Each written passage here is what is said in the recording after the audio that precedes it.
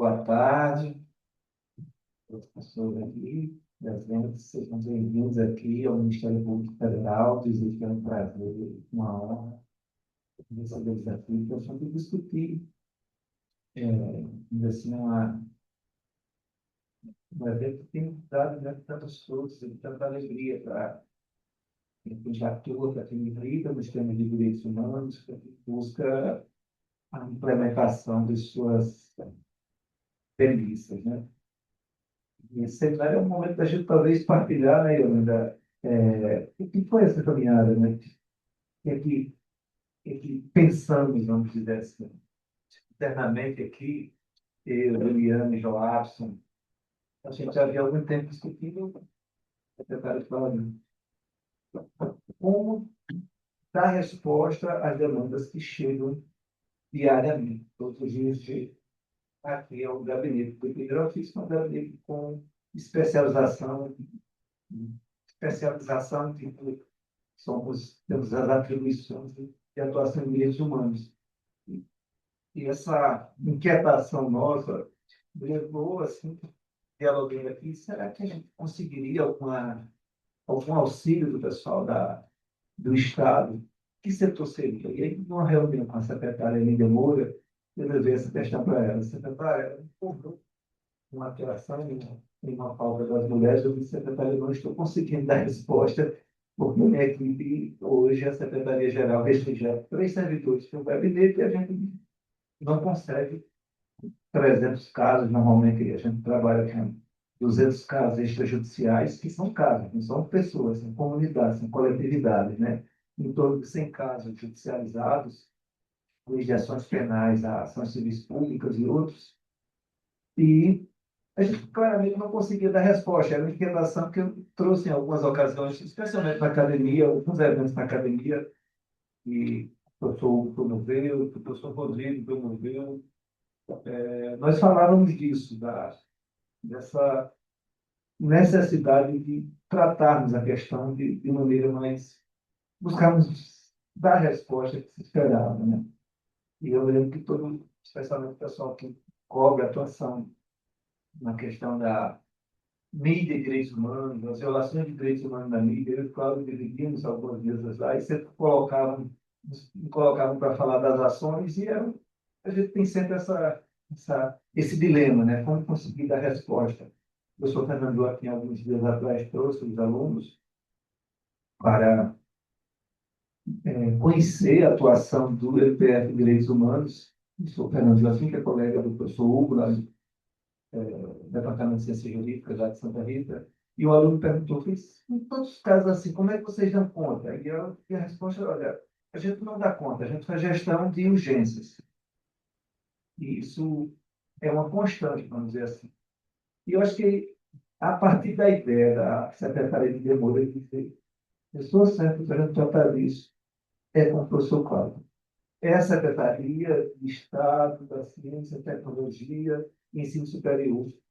E eu fiquei vendo, nossa, eu trabalho aqui com ciência o tempo todo. Quantos casos do primeiro ofício viraram tese de doutorado? Um número, né?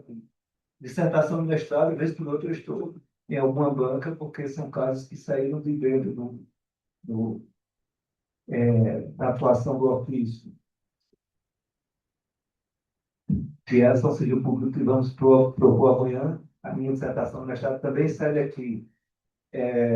E vários que você fez. Trabalho de conclusão de curso e números. Então, a gente sabia que aquilo, sim, é produção de ciência, também porque a gente tem buscado, somos obrigados, vamos dizer assim, né, Luiane, a inovar. Quando a gente se depara aqui com a situação dos impactos das energias renováveis sobre as comunidades do semiárido, e nesse momento a gente vê essa situação avançando em relação às comunidades pesqueiras, nas chamadas energias offshore, não existe sequer uma legislação para a plantação. Então, nós tivemos que passar meses organizando as primeiras recomendações, talvez 2 anos, para conseguirmos fechar um trabalho para demonstrar que existe nesse processo de ilegalidade a partir da estrangeirização de terra sem autorização do INCRA e ou do Congresso Nacional. E, por último, as últimas repetições que nós temos organizado para entrar com a ação, é o CARS, que vai ficar cuidando dessa parte, que é, olha, as comunidades têm direito à participação nos resultados das energias renováveis. Não existe a previsão dos royalties, como está na Constituição em relação à energia elétrica, ou os hidrocarbonetos, o petróleo e gás natural, mas existe um dispositivo no Tratado Internacional, o artigo 69, o artigo 15, que diz que é direito delas participar dos resultados dos seus territórios, dos empreendimentos que têm, do resultado de empreendimentos dos seus territórios. Isso são reflexões que a gente precisa o tempo todo inovar, mesmo que o direito esteja posto, encontrar caminhos é algo muito, muito árduo, né? Acho que a ação que recentemente, acho que duas ações são muito inovadoras, a gente vai tratar um pouco disso, né? Mas aqui entraremos amanhã, invocando o artigo 1228, parágrafo 4º, que é a posse, desapropriação judicial, mas tem um outro nome, né? Acho que é posse prolabore, alguma coisa assim, ou seja, quem dá a função social à propriedade tem o direito de ter aquela propriedade como sua. Essa é uma das ações, talvez, uma das primeiras a serem ajuizadas no Brasil, como as primeiras ações que estão sendo ajuizadas para garantir o território das comunidades tradicionais, como a da também que saiu desse projeto, e sair um pouco antes, que era da comunidade canaã, em Santa Rita. Então, a gente já vinha numa reflexão que a gente vem construindo com um esforço danado, essa ciência mesmo na efetivação dos direitos humanos.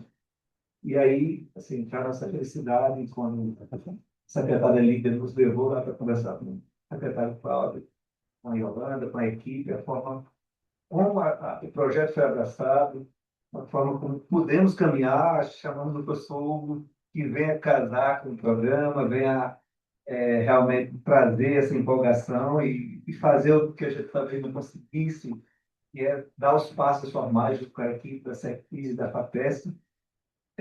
E hoje eu vejo o seguinte, né?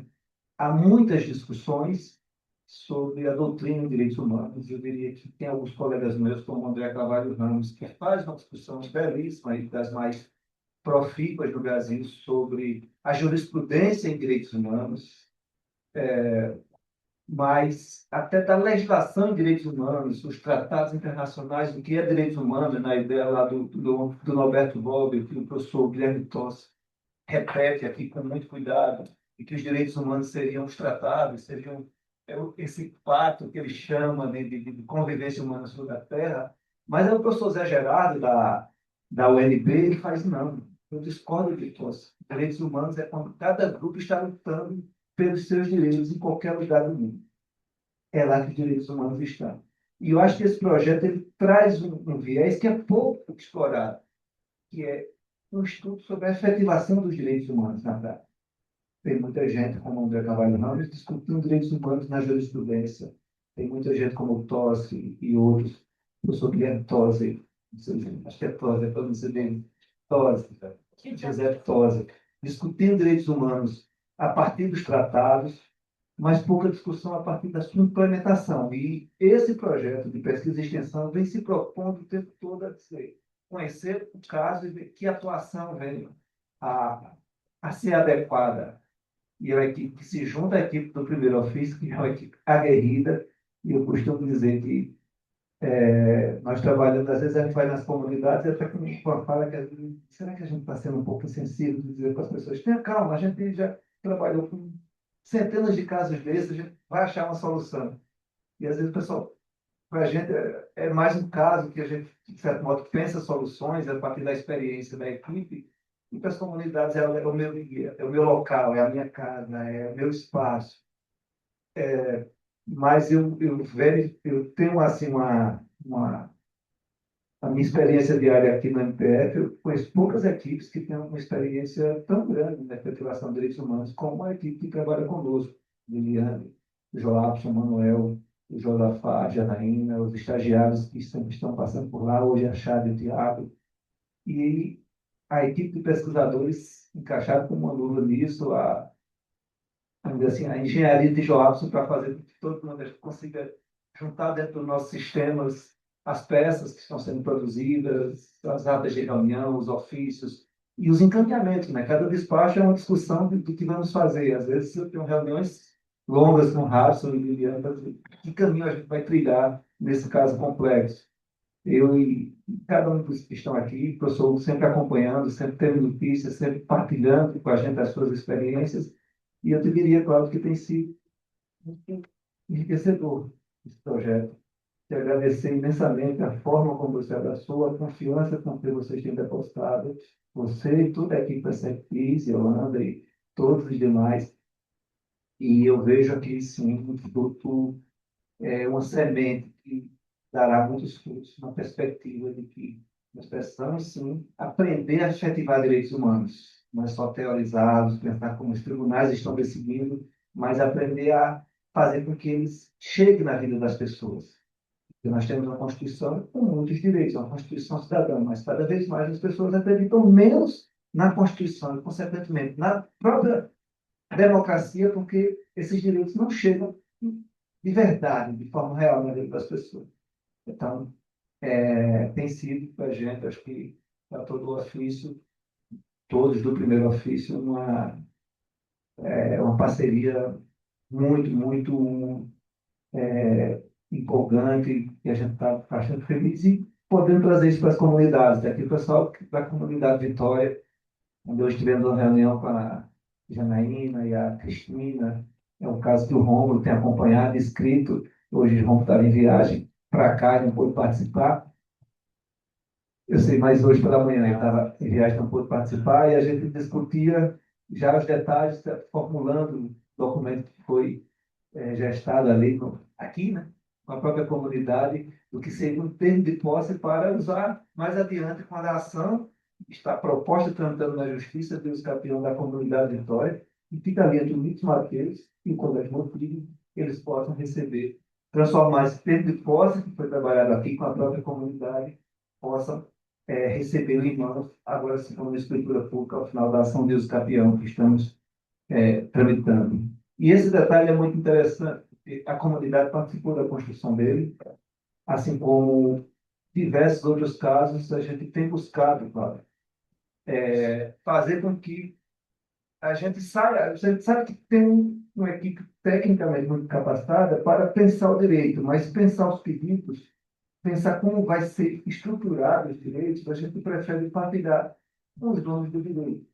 Então, nós estamos marcando uma reunião com a Isabela para discutir com o Memorial das Ligas Camponesas e outras pessoas que participaram de todo o processo da Justiça de Transição, e ver quais são os pedidos adequados de reparação histórica da coletividade pelas violências que a Liga Camponesa sofreu. Eu não me sinto capaz de decidir quais são os pedidos. E a gente está chamando esse grupo para partilhar com eles, escolher quais seriam os melhores caminhos de reparação. Isso já vem acontecendo com outros grupos, com outras comunidades, e eu acho que é outro tema também de inovação que a gente vai trazer para as experiências, professor. Acho que é isso. Passo aqui, acho que a doutora...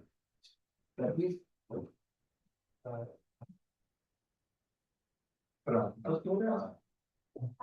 Doutora Catarina, a palavra. Muito obrigado.